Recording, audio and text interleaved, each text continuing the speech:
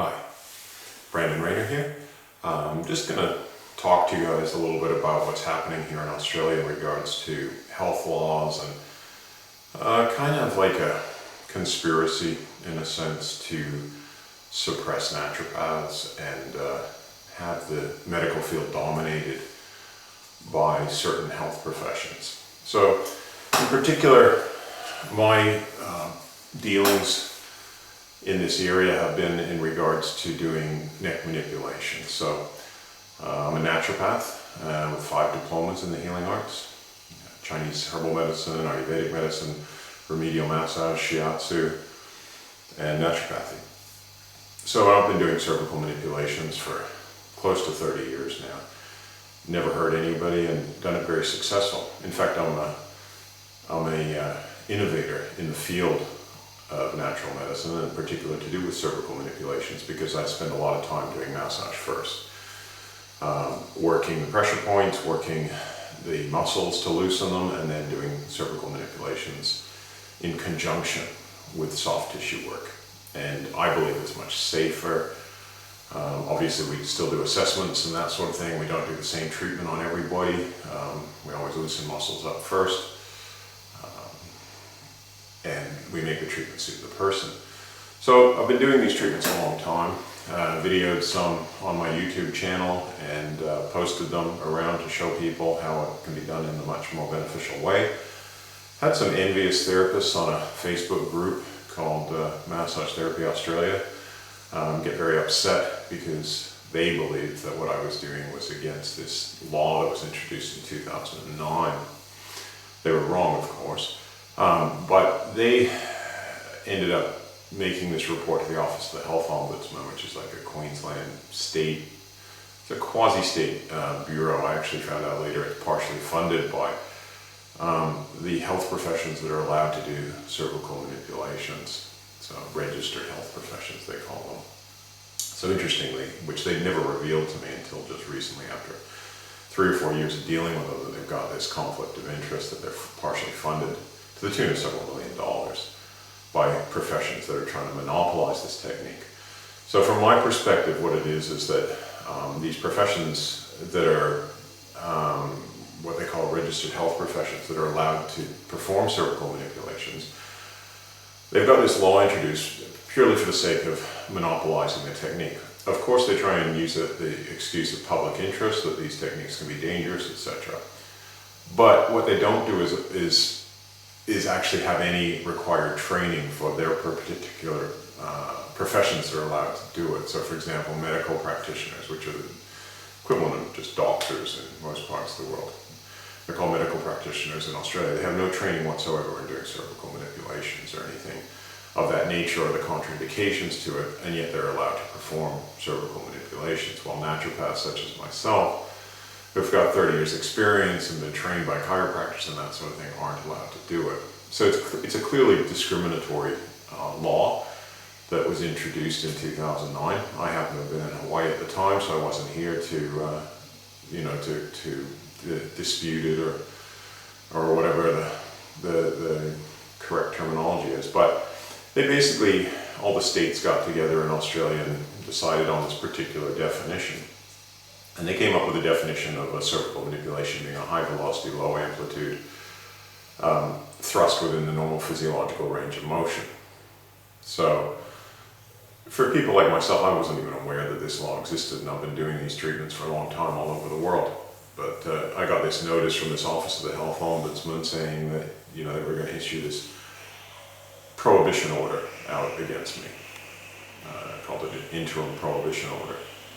And then a permanent prohibition order to stop me doing cervical manipulations. They put all these findings of fact together. So this is how corrupt this organization is. They put these what they call findings of fact, and they got my website, and part of my website said, we teach cervical manipulations where we are legally allowed to do so. So what they did is they changed that in their findings of fact to saying, we teach cervical manipulations which we are legally allowed to do so. And you can see that the change in emphasis there is, one is that we're trying to work with the law and respect it, and the other one is that we're trying to say that the way we do things is the way, and we're going to push it. You know, it's a completely different meaning, basically. So they actually changed it on the findings of fact. So falsifying evidence against me, hoping that obviously that it would slip through. So this is how the investigation started, and then they got a physiotherapist by the name of Dr. Stephen Purcell from Brisbane, and he stated on his affidavit that I was most definitely doing cervical manipulations according to the national law definition, which is the one I just told you about.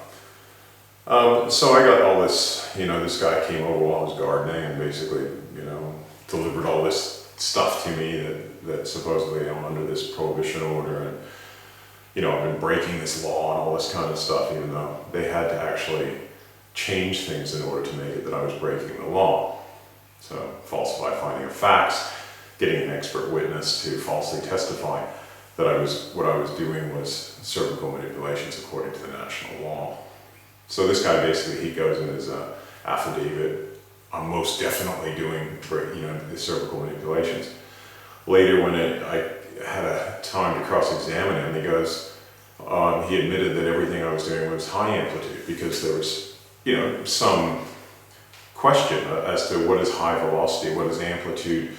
You know, with this legal definition, when you talk about velocity and you're talking about high and low, that's a little bit ambiguous, or very ambiguous. It's like we don't make speed limits saying you can't drive at a high speed, otherwise the police could call it, you know, you're driving at 3 kilometers an hour, and who's to say what's high and what's low compared to an ant. High is 3 kilometers an hour, you're going very fast. Low could be, you know, anything, because they're relative terms, right? So some people got together and made a law with relative terms. It's really inappropriate, because then people don't know, you know, it's open to one interpretation as to what they mean by high or low velocity, and what they mean by high or low amplitude.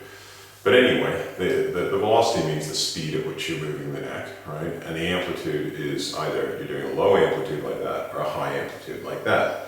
And all the adjustments I do are more like that. They're high amplitude, so they're not actually included in the national law definition. But this Mr. Purcell, who was supposedly an expert witness, he was hired by taxpayers' money to provide an expert opinion on whether what I was doing was a cervical manipulation. So he must have known when he signed his affidavit and said most definitely what I was doing was. And then under cross-examination he admitted it wasn't. So, of course, you know, in most countries that would be considered perjury, because he basically lied on an affidavit, especially when he says things like most definitely. There's no humility there, right? Because otherwise, if he didn't know, he could have said, I don't really know. But he said most definitely. So anyway, so this guy, you know, lied about me in order to make it that this prohibition order could stick. But then under cross-examination, he admitted I wasn't doing it. But that I should still be not allowed to do it, because in his opinion, even though he knows nothing about Raynor massage, he knows nothing about the effects of massage, or he knows very little, I should say, about Raynor massage, and very little about the beneficial effects that massage can bring. You know, he said at the most he does 2 minutes massage with a manipulation, so he doesn't appreciate the benefits, that loosening the body, loosening the acupressure points, so he has no appreciation, in my opinion, for, you know, things like Chinese massage, acupressure, Japanese massage, Thai massage. He admitted he'd done an acupuncture course, but because he didn't believe in Qi, he would just use needles, and they weren't effective, so he didn't use it much anymore. So he's not an expert in my field. And you know, even the Australian Medical Association, they have a report, which I'll put in below this video, about the Office of the Health Ombudsman, and they say that if somebody's being tried for, say, medical malpractice, if they're a doctor, they actually, you know, in the Australian Medical Association, they'll go up against a board of doctors who assess them, not just one person. But here at the Office of the Health Ombudsman, and this body that I appealed it to, called the Queensland Civil Affairs Tribunal, or QCAT, they basically just accepted this guy, even though it was clear that he either wasn't an expert, because he didn't know the difference between high and low, and yet he said most definitely, which is misleading, or he actually lied, because there's not many other explanations, except for the fact that with relative terms, which is what he later tried to say in a that I could be doing high, low, medium adjustments because they're relative terms. So having a law that's defined in relative terms, like just like having a speeding law, that if you're speeding too fast, then we're going to fine you. What's too fast, you know? No law is defined like that. It's always defined as like 60 kilometers an hour when you're defining velocity, or an amplitude is such and such. This is high, this is low. But in Australia, they made this law, you know, according to basically its technical jargon that certain professions have come up with to describe the adjustments that they do. But I don't do the same. It's interesting in Australia too that the 4 professions that are allowed to do it, and like I said, one doesn't even require any training in it, are all European based, or you know, American based, we could say. But adjustments have been going back in history in China and Japan, and martial arts schools and yoga practices and that sort of thing in Asia for thousands of years. And even the founder or the early origins of chiropractic admit that some of their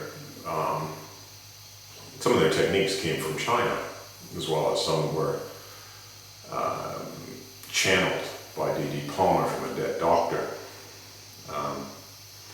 which is sort of somewhat controversial in itself, whether that, you know, makes somebody more knowledgeable than somebody like myself who can draw upon not just the dead doctor's wisdom, but the wisdom from all around the world. You know, as a naturopath, I'm a broader profession than these other ones because I deal with any system of medicine that helps people that's natural. So, you know, I can draw upon chiropractic techniques and still be a naturopath. I can draw upon osteopathic techniques and still be a naturopath. And I can draw upon Chinese, Indian techniques. And that's what I do. I'm not, you know, as I said, I'm not just qualified in Western naturopathy. I've spent a lot of time being qualified in Eastern methods of healing and traveled the world doing that. So, anyway, I've got this situation where there's this ambiguous law with these ambiguous definitions, and I've got a guy saying I'm most definitely doing it, and then in another case he's saying no, I'm not, because the amplitude is high. And so basically it doesn't really matter about having an expert opinion because they're ambiguous terms and his opinion can change. But I've got just this one man, which even, like I said, the Australian Medical Association doesn't agree with because they feel it leads to an unnatural form of justice. So anyway, so the situation keeps evolving. They then, after that, they violated my human rights by imposing a restriction on me teaching about cervical manipulations. So, and I had to get rid of all the videos that I have of me performing these, even when they were done pre-2009 when the law was introduced, or overseas. So later I found out that, you know, there's a human right called the right to expression. I think it's like, I don't know, 19 or something in the Human Rights Charter, which says that everybody has the right to freedom of expression, not just from the person giving it. So for example, for me teaching it, I have the right to my freedom of expression, but also for all the people viewing it. So for example, all my YouTube fans or people in the rest of the world should have a right to see what I'm doing because I'm teaching what I believe is a more evolved and better and safer way of performing cervical manipulations. Not only that, I'm teaching it in a way that's encompassing my knowledge of Eastern medicine. So we've got what we call the Sushumna, which is a central energy channel in Ayurvedic medicine, which is the traditional medicine of India, which has different chakras on it in the central energy flow. As well as we got the conception vessel and governing vessel, which are meridians coming up through here, and different sen lines in Thai medicine, which carry the life force. So in Eastern medicine, it's very important, the connection in the neck area and the connection between the head and the belly. And it's something I've come to understand and consider very important. So opening up this subtle energy channel, it's not just about the bones. Some people think it's all about bones. I'm more looking at the movement of life force and the way that the bones are a physical structure that holds that, as well as obviously the spinal cord and the nervous system.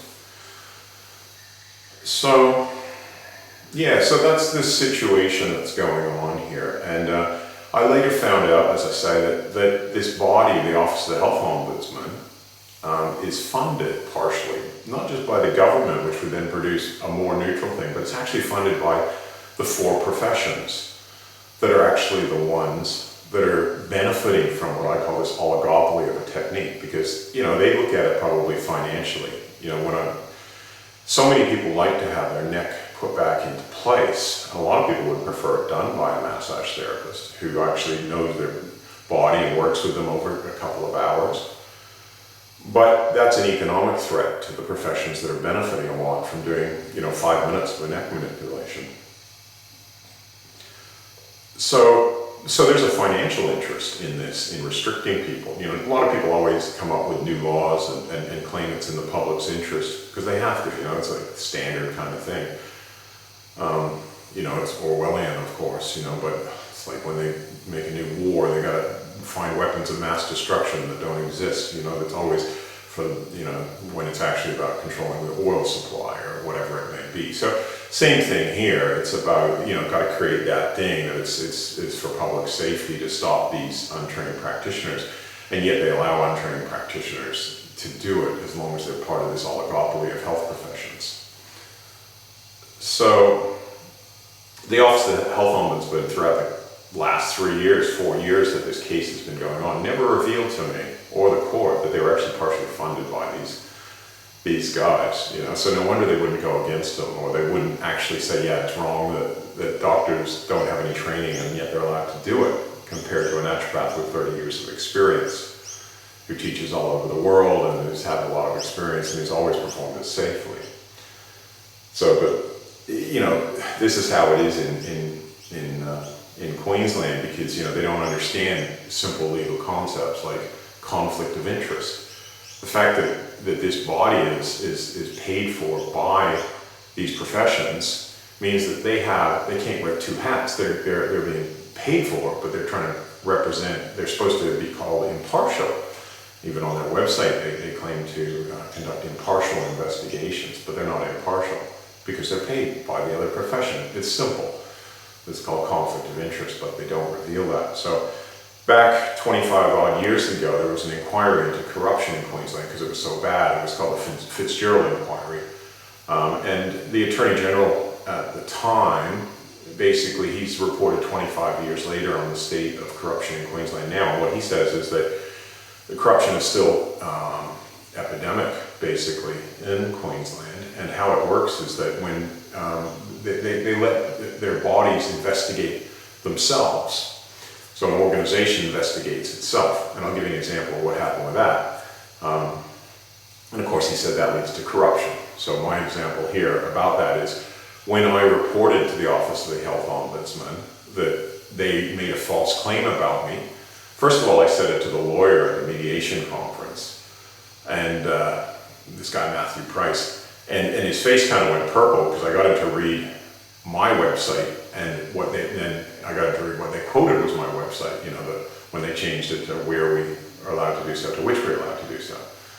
His face kind of went purple, and I said, either that's gross incompetence or that's corruption. And he's like, oh, there must be a third way. I'll get the third reason for that, Mr. Raynor. I'll get back to you. Of course, he never gets back to me, right? So I make a complaint, and they lost that complaint. And then I made a second complaint, and it took a year to action and went just right before a court case. So they finally responded. And, oh, sorry, Mr. Raynor, it's been, sitting on somebody's desk, basically. Before I go on to that point here, Dean Wells, who is the past Attorney General of Queensland, I'll leave a link to the article that he writes. He writes that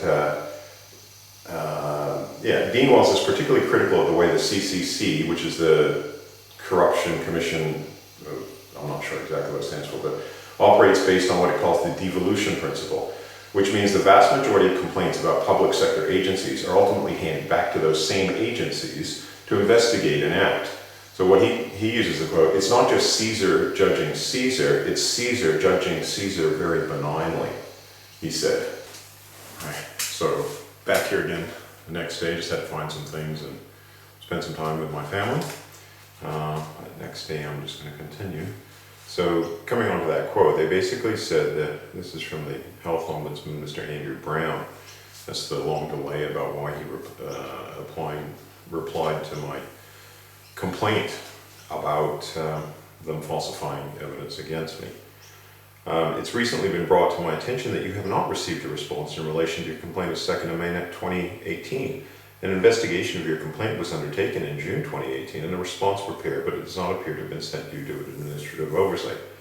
So I got that email about a year later in 2019. So basically what they're saying is that the first complaint was lost, or they don't even find it. The second one just sat on somebody's desk, and then their final thing was excused for it was that it was a transcription error. So they were transcribing my website. So my response was, why would anybody transcribe a written word? So transcribing usually means somebody's speaking and somebody's writing it down. But you don't usually transcribe something that's already written, because why take it from written to written when you can make mistakes such as what they've made? I don't believe that they were actually, it was a transcription error. I think that's an excuse. But of course, most people would copy and paste a written word. Or if they were transcribing for some strange kind of way, they would be careful to check their work. I always tell children that, check your work, make sure what you've done is correct. But these guys are professional legal officers making a huge claim about people that's very serious. And according to the Australian Medical Association, it can lead to huge rates of mental health problems for people being investigated. That's just when they did a study of doctors being investigated for medical malpractice. 96% were emotionally affected, some 35% had depression, insomnia, 2% had suicidal ideation. It's very stressful to have a government with all of its power initiate a campaign against you, let alone when it's based on sloppy work. I don't believe, it doesn't make sense to me that they were transcribing that sentence, because if they actually took the real sentence where I said, we teach cervical adjustments where we're legally allowed to do so, it doesn't make sense that they would bother to transcribe that, because why would that be a finding of fact against me? So the fact that he's saying that that was where the error occurred was because they were transcribing that is again more of a cover-up to me, because there would have been no reason to transcribe that in the first place. So the real reason to me points more likely to the fact that they were intentionally trying to find things and change things to create findings of fact that weren't actually there, because their explanation doesn't make any sense. And yet the member for the QCAT, the Queensland Civil Affairs Tribunal, just bought it. He's just like, oh yeah, it was just a transcription error. But it doesn't make sense. One, they shouldn't have transcribed a written word. Two, that if they had transcribed it, they should have been professional and checked their work. And three, why would they transcribe something that didn't need to be transcribed unless they were transcribing an entire website? So it doesn't make sense. So this is what the previous Attorney General who was investigating corruption in Queensland, Dean Wells, was talking about when he was talking about it's not just Caesar judging Caesar, it's Caesar judging Caesar very benignly, he said. Because he's talking about what they call the devolution principle, which means the vast majority of complaints about public sector agencies are ultimately handed back to those same agencies to investigate and act, or not act, in this case, or not investigate. Certainly not, how can people who are, if you're accusing somebody of corruption and you're letting them investigate themselves, how is that going to lead to justice? But that's what's happening here in Queensland. And especially with the Office of the Health Ombudsman. They're investigating themselves, they lose complaints, they make up excuses for themselves, and then the Queensland Civil Affairs Tribunal does covers for them and says, no, that's okay. That's Caesar judging Caesar, but also, people who are supposed to be actually keeping other government bodies accountable not doing their job properly and just accepting it. So they're prejudiced against members of the public. We're not getting an impartial trial. So it's allowing government corruption to continue. And in Australia's gone down 8 points from, I think it was 83 out of 100 according to a report to 75 in the perceived corruption index. So that was even before all the scandals that are happening currently in the Australian federal parliament have happened. With, really gross things going on that I won't even go into, but stuff you would not expect of parliamentarians, let's put it that way, and parliamentary staff. But anyway, coming back to this situation, where basically governments are allowed to make things up about you, change things, and they're not held accountable. And that is what we call corruption. So this is what's going on there, and now they're trying to get costs against me, even though they falsified facts. They're, the expert witnesses have, made outlandish, claims when, supposedly based upon their expertise, and they're really just falsifying facts again, perjuring themselves, but no, they're still considered expert witnesses, even though the Australian Medical Association in their report, which I'll leave a link to, has also exposed the fact that it leads to an unnatural form of justice when only one person has an opinion against another. In this case, a physiotherapist who knows nothing about Raynor massage is his opinion, even though he lies or doesn't know what he's talking about, or misleads people when he uses words like "most definitely" and "most definitely," is sitting in judgment on me when he knows so little about me. So from this report, the Australian Medical Association, I'll read their thing exactly. Our members have repeatedly indicated that they have had negative experiences with the conduct of the Office of the Health Ombudsman and how it undertakes investigations. An effective medical regulatory system must maintain procedural fairness to both complainant and the subject of the complaint. We believe that the measures outlined in this document, namely the establishment of health professional councils supported by legal practitioners, would help address these concerns and develop a culture that prominently places natural justice and procedural fairness in investigations. AMA Queensland strongly urges the Health Minister to engage a respected external group of experts to examine the investigatory culture of the Office of the Health Ombudsman. Such a review would not be unusual or inclement given the organization has existed for only 18 months. That's at the time of this report. This point in time would represent a prime opportunity to resolve any quirks or maladjustments before they become entrenched cultural issues. The experts should be commissioned to examine the adherence to principles of natural justice, the procedural fairness experienced by both the complainant and the subject of the complaint, and comparisons to other jurisdictions. The expert panel should also consider whether an alternative mechanism to QCAT for appeal against 12 orders of the Health Ombudsman would be justified given the volume of matters before QCAT. With the report as a base, any deficiencies should be addressed and appropriate protocols authored by suitably experienced senior legal practitioners. So it's not just me that's saying this. I'm not the first one to experience this level of incompetence or,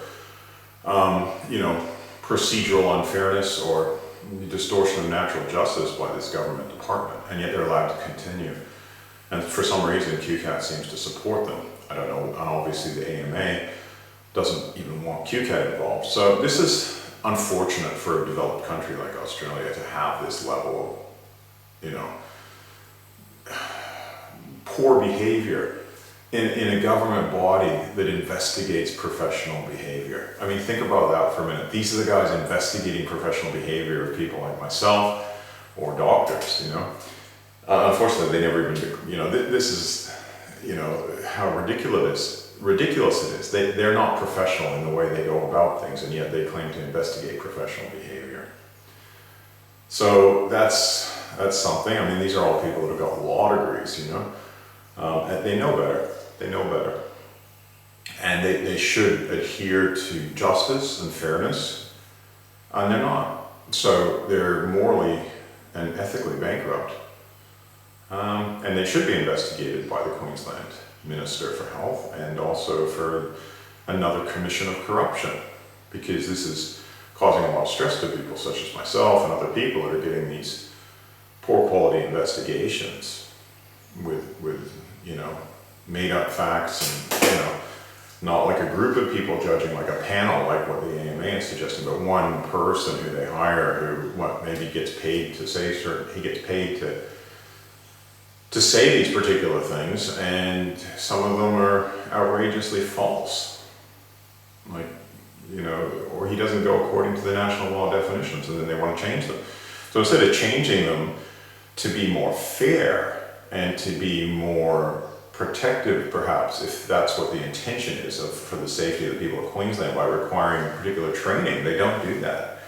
And my suspicion is of course, this conflict of interest, because these health bodies are actually paying into that Office of the Health Ombudsman. That makes no sense otherwise. I can't understand their mentality, that they believe that somebody such as myself, who's had 30 years experience and never hurt anybody, no criminal record, so to speak, except for protesting against forced logging or something like that, but nothing, crimes of moral turpitude, as the Americans like to put it. harassed, by this government department, while people, within their protected sphere of this, what I call this oligopoly, that's partially paying the wages of these people in this, body that claims to be impartial, that they're not instituting any training procedures for them. So how is that increasing safety? Not only that, they're not having any sort of body to investigate ways to improve the techniques or improve the practices, despite so much knowledge coming from all the different cultures of the world that was, not really that easily available in decades gone by. So they're not allowing for innovation. They're not even supporting Australian innovators. I'm an Australian citizen, 7th generation. My father's family been here since 1802.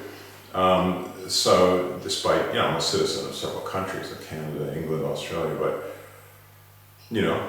I have every right to be treated in a way. And the fact is that I'm helping a lot of people.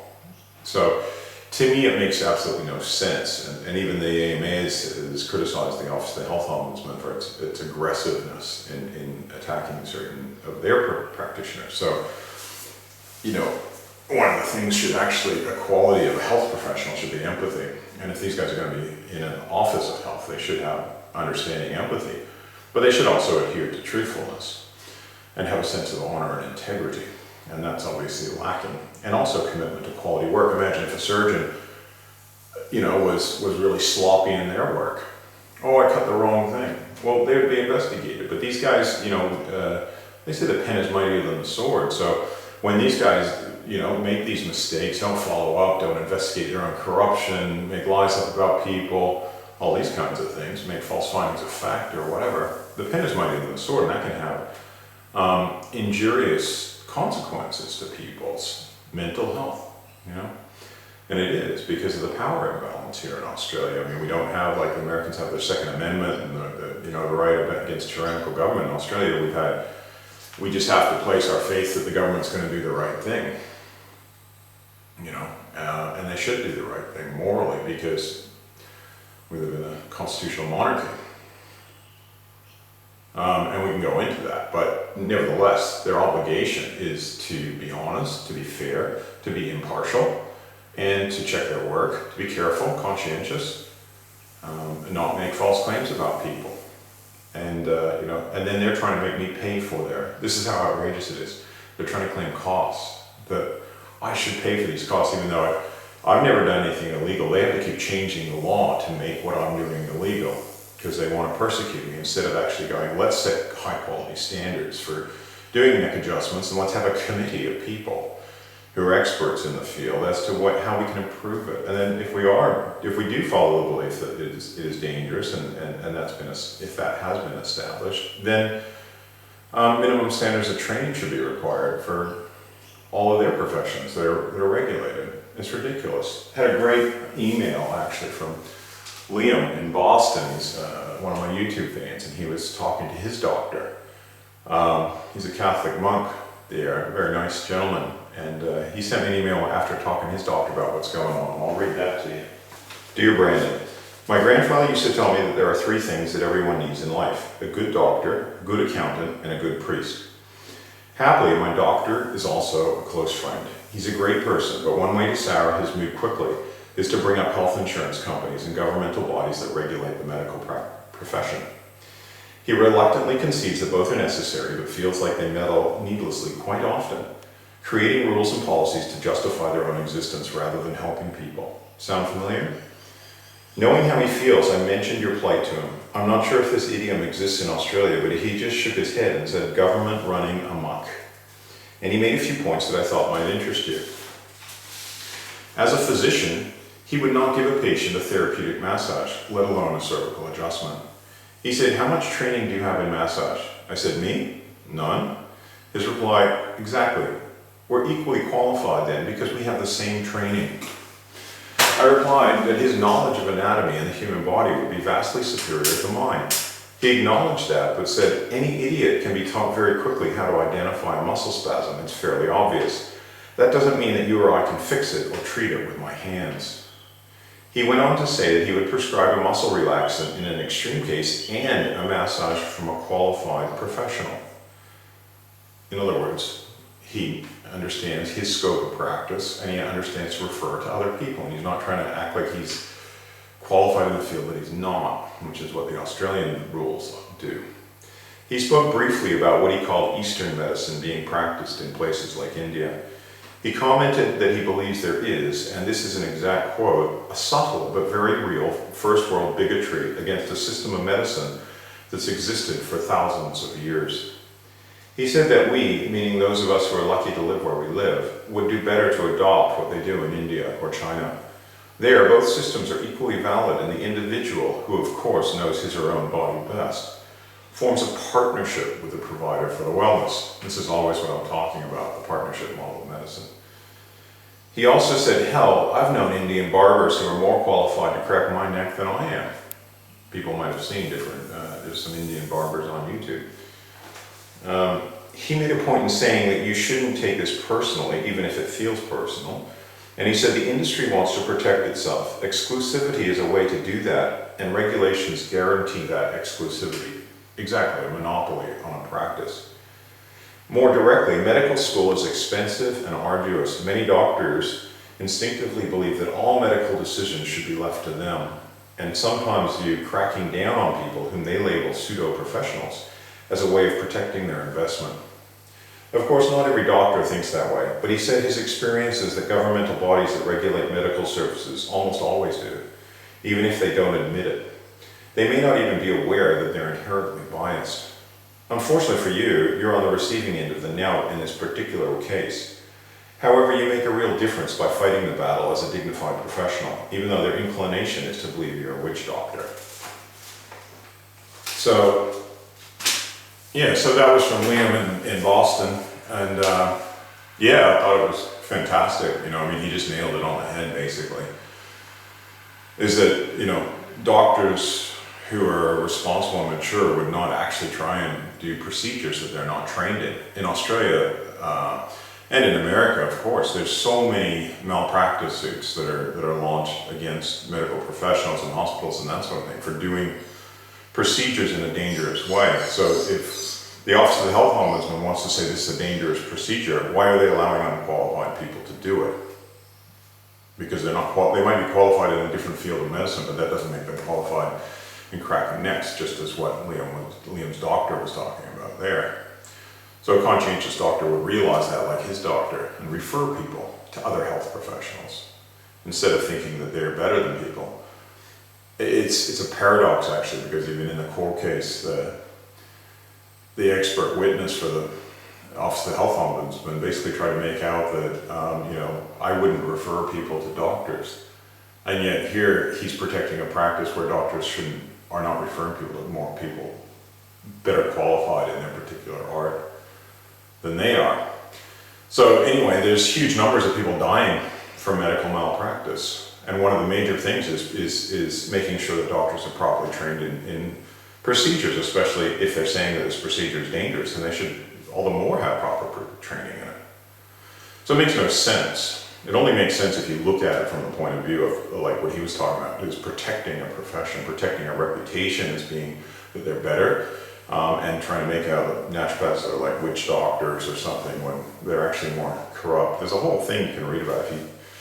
If you type into Google Rockefeller and naturopathy and the history of suppression of naturopathy in America, it's very interesting. Just the whole history in the 1800s of modern medicine involving by, labeling naturopaths as quacks and that sort of thing.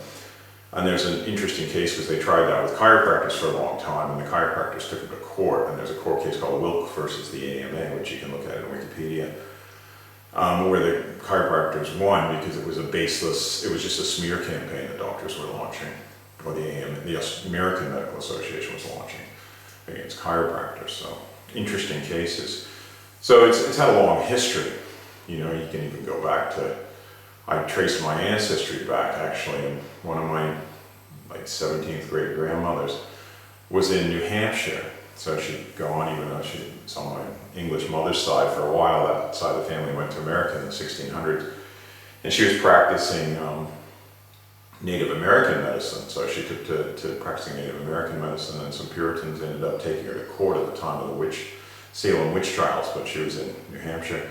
Anyway, she won against them, which was interesting. In Portsmouth, New Hampshire, in the 1600s, and she sued them for slander because they were slandering her, and she won. So that's congratulations to my about 17th great grandmother. If she's still there in the spirit world, I love her and feel her presence, and have a lot of respect for her. So, but it's continuing to this day. It's a persecution. You can look at naturopathy. You can look at. There's a great book by John Robbins called Reclaiming Our Health, Exploding the Medical Myth and Embracing the True Source of Healing. And fantastic book about the politics of medicine and politics of how modern medicine is trying to destroy a lot of natural methods, whether it be, attacks on midwives or attacks on naturopaths or that sort of thing. But that was a mind-blowing book. I really recommend you guys read that. So. Anyway, that's some of the points I wanted to make, but the last point I wanted to make is I emailed the Office of the Health Ombudsman a series of questions which they refused, that they haven't answered. So these questions were, the first ones that relate to the part of my website where I state, I teach cervical adjustments where we are legally allowed to do so, which they changed to which we are legally allowed to do so. So I asked them, why does your organization not copy and paste written words like most professional bodies would do rather than transcribe them, thus avoiding so-called mistakes like this? 2, why does your organization not check their work when they transcribe words from a website, knowing full well the potential for errors that transcribing can have and the seriousness that legal findings of fact can be? 3, when a complaint was made by me about this, what procedures did your office do with my complaint that caused it to be so-called lost? 4, is losing complaints against the OHO a common way of dealing with complaints that the OHO doesn't like? 5, why does the OHO not have a secure system that is well organized for dealing with complaints against itself? 6, why did it take so long to answer my second complaint about this matter, and why was it only dealt with right before the court case that I had with them? 7, would the OHO consider the way that they made a false finding of fact against me and the way that my complaints were dealt with to be unprofessional? Or is it this type of behavior that the OHO considers to be professional and in line with our organization's values?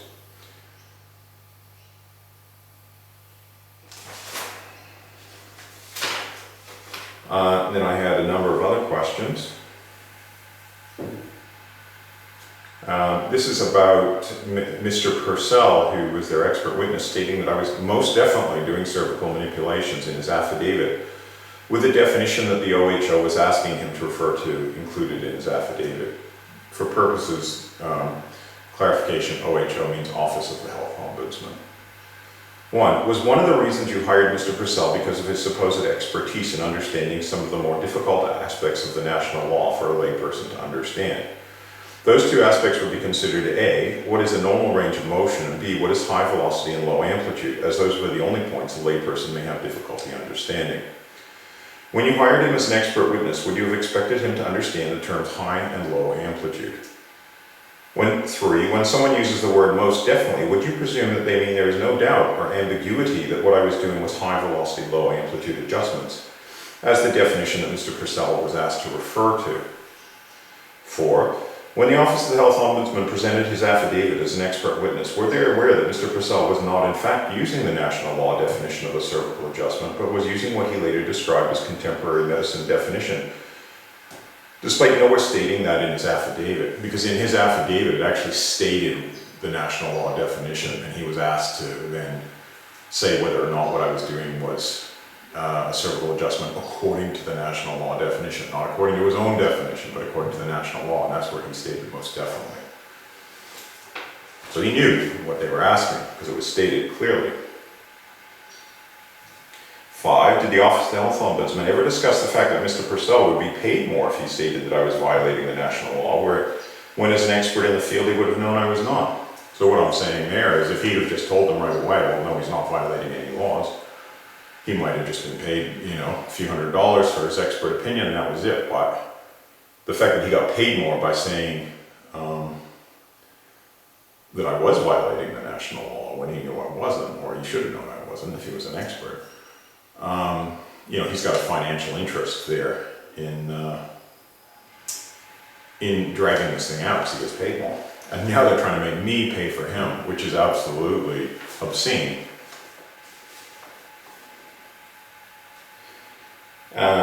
So then I asked how much would Mr. Purcell have been paid if he had stated his opinion, which he later did under my cross-examination, that what I was doing were all high amplitude adjustments. And then I'm asking, can the Office of the Health Ombudsman issue a prohibition order against someone that is not violating any law just based on one man's opinion? So I emailed this several weeks ago to them, and they don't even have the decency to reply, which a public government agency should. You know, I'm asking serious questions of them, and they should actually reply, because otherwise it just leads to the perception of more and more covering up for poor behavior instead of, you know, directly answering my questions. I think as a member of the public, I deserve to hear the answers for these questions. Just because they're uncomfortable, what the OHO goes, oh, you're asking questions that could expose our corruption or our incompetence. We're just not going to answer them. That's their approach. And I find that really unprofessional, especially for a body, you know, that they have the power to force me to answer their questions. Like, I had to supply all of my past students' names and addresses and email contact details to them under threat of their law, but they're not obligated to answer my questions when, as a citizen of Queensland, a citizen of Australia, I'm concerned about government corruption because there's so much evidence to show that this agency is corrupt. So that's how it is. That's what's going on right now. And yeah. So that's my situation. You know, I'm going well inside myself. It's caused me a lot of stress. I've had a lot of insomnia.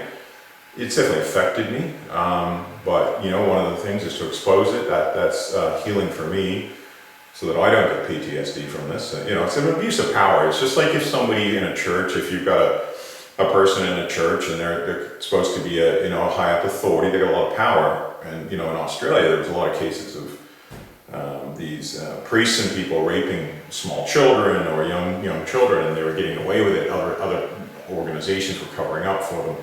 And it wasn't until they had this recent Royal Commission into child abuse in religious organizations that it actually became exposed. But this is the same sort of thing. It's an abuse of government power by lying about people and creating false findings of fact, not investigating their own behavior, not being accountable to anybody and other government agencies covering for them.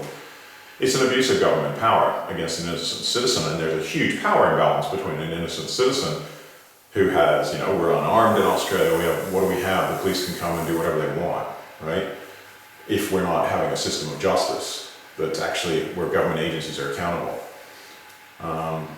So the power imbalance is enormous here. And, it upsets me greatly that this is allowed to continue. I mean, there's just so much going on in Australia at the moment with, rapes in Parliament and, on a federal level, it's absolutely disgusting. I mean, you can look at it in the news, but, Australia's got to change. Australia should change its electoral system, first of all. They have a system where there's no ID shown. You can basically go in, say you're whoever, from whatever address, as long as you know somebody that's there, and you can vote multiple times at different polling booths. They just tick you off with a pencil. They don't even put you up against a database or anything and go, yeah, this person's voted. And I'm not saying about who you voted for, because that should be kept secret. But the fact that only one person should be allowed to vote once, and that person should be identified either through a driver's license or a voter registration card that's foolproof, and that's also identifiable, whether it be biometrically or by a photograph. But right now, people can just completely rig the voter system in Australia. So I mean, people talk about voter fraud in the US, but there you are required to exhibit a driver's license or something, some ID to show that how to vote. In Australia, there's nothing. And people are like, oh, well, you should just trust it. Why would people, rip people off? Or why would people fraud the system, Well, those same people will lock their house or lock their car if they're in a crime-ridden area. And those, it's not even just about Australia and Australians. I mean, any foreign influencer could come in here and have a stooge of an electoral, a person running for an electoral office and have a whole lot of fake votes for them. They just organize certain people to vote fakely, whether any foreign government could do that. and influence. So, because there's a lot of talk of spies in Australia and people influencing. So, Australia's just left its electoral system completely open. It's like unlocked, come on in, you know, no protection whatsoever. So then you wonder, okay, well, different vested interests are getting involved in, you know, in the government. They're misusing the government for their own purpose. And with a lack of respect, I mean, there's just this, even in federal parliament now, there's, talk about the guys masturbating on fucking female MPs' desks and stuff like that. And the prayer and meditation room there is just used as a way, a place apparently for people to just have affairs while they're at parliament. I mean, that's how crazy the government's going in Australia at the moment. And this level of corruption, this level of lack of respect for people, lack of respect for the institutions, lack of respect for the position of power that these people are in, and they're misusing of power. So I see that in the Queensland government, but I see it in the federal government as well. And yeah, it's disgusting. It's really disgusting that people think that they can do this, abuse people. So that's what they're trying to do to me, just abuse me because I'm a naturopath. Because they even said to me, look, if you become a medical practitioner, a chirophysio, we'll remove this prohibition order. So I could go in and spend 5 years training to become a medical practitioner, even though some of it's stuff I've already done with naturopathy, or a chiro. But say I became a medical practitioner, I wouldn't study anything about neck adjustments, the contraindications or the techniques involved. And yet, then if I did that, I could do them legally, because now I know how to do them, because now I'm part of the oligopoly, and it's okay for me to do them. That's what they actually said in the court order, that I could have this interim prohibition order removed if I became a medical practitioner. So it had not, but being a medical practitioner in Australia, you have absolutely no training in cervical adjustments. So this is how blatantly discriminatory it is. And as I mentioned before, the Office of the Health Ombudsman is funded by registration fees from these registered health practitioners. And I'm considered an unregistered health practitioner because naturopaths didn't want to get registered because we like the freedom. We don't like being governed by one body. And a lot of naturopaths feel answerable to their own conscience. So we're not a regulated health profession. So that's this discriminatory thing. They get money out of regulated health professions, so they want to push their agenda and try and crush the unregulated ones. So it's just disgusting. It's just a disgusting misuse of power. And several organizations are involved in supporting that structure. So it's interesting. Didn't want to get involved in this. I just want to, practice what I can do to help people. I have a lot of skills. A lot of people have been very grateful for what I've done for them. And that's what I want to get on with in my life, So, as I say, if I'm not allowed to practice the neck adjustments here, while I'm here, I'll continue to do the other aspects of Raynor massage. And I'll just go somewhere else.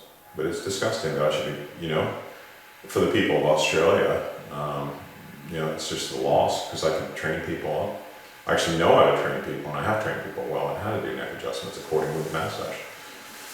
But I think it's my duty to expose this rather than just be feeling like, wow, this government body's doing this and nobody's aware of it, because I've complained to the CCC with whatever it's called, the Corruption Commission of Queensland. I forgot what the initials stand for. I've complained to the Minister for Health. Nobody does anything. So anyway, I'm going to get a petition organized, and at least my local member of parliament said he's going to help me with that, and take something to the health minister, which is great. So that's how I'm going to move ahead with things, and hopefully our federal member of parliament will help. He's already expressed the idea that he thought it was ridiculous that when they banned me from showing my YouTube videos of me massaging and doing neck adjustments in foreign countries, or before 2009 when they introduced this legislation, he was like, if you're smoking marijuana in Amsterdam and it's illegal in Australia, and you take a video of that in Amsterdam, it shouldn't mean you're not allowed to post it in Australia. It's actually goes against, so he's good with that. He's an ex-policeman. And I'm going to talk to him about, the last series I was doing on Dave, who's my friend, who's an ex-policeman suffering from PTSD, and how much it's helped him. I've seen him since then. So that's where I'm going forward with the matter. And I still hope to travel once the COVID thing's over and train people in countries that are maybe not subject to so much corruption like Australia. Because Australia's going down. The standards are just lowering and it's just despicable. So anyway, I'm going to hopefully have some more upbeat videos coming up soon. Got some pretty exciting news going on other levels. So thanks for listening. Have a great day.